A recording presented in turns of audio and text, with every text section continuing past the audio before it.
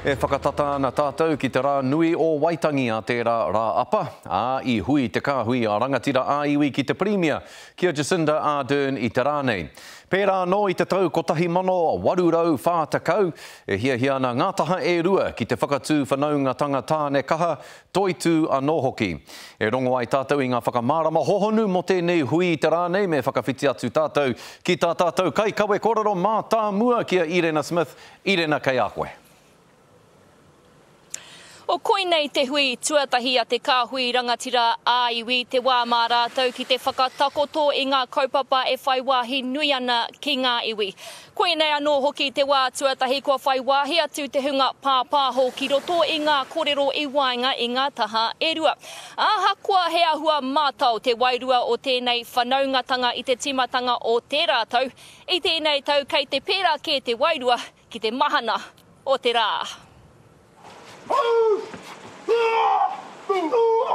E whakatakoto ana e ngā manako a ngā iwi ki mua i te aroaro o ngā māngai a te krauna.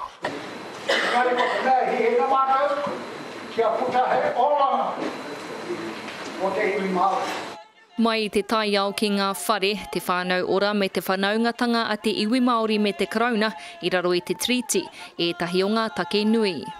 Ko te huarahi, kia whakaorai, kia whakaorai e nā momo āhuatanga, nā herereke te rā, herereke te rereke ketanga.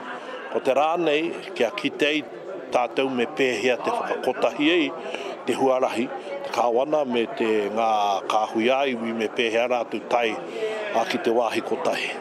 He wā anō tēnei hei whakamahana ke ai te noho ngātahi a ngā taha e rua, e hāngai a ke ai ngā whakaro. He āhua, ko āhua mahana mai me ki. Engari hora kau ke tino rarata ke ana. Engari he tau anō kei mui a tātou mo tēnā ahuatanga. E ai ki te Premier kua tai ki te wā me kōkiri whakamua me whai hua anō hoki i ngā kōrero. This is a dialogue, it's ongoing. This is just our chance to touch base once again.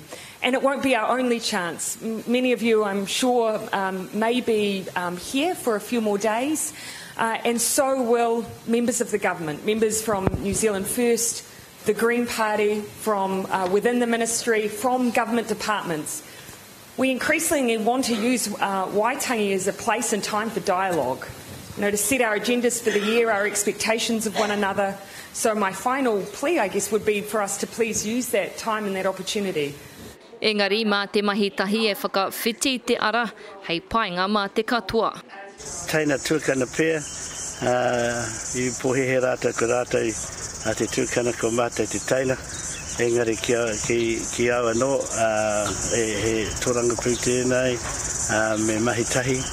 Engari kāre whakapono tēnei kawanatanga ki tērā momo whakaro.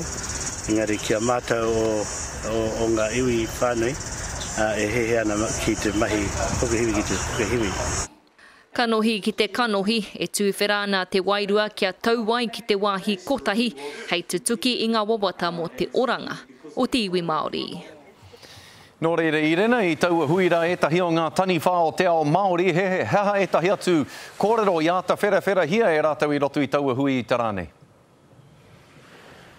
O mōhio tātou, ko te wai Māori, ko te whakapaipai I te wai me te mana a te iwi Māori ki te wai, tētahi take wera mō te iwi Māori, mō te kāhui nei, kua roa rātou e kōrero ana.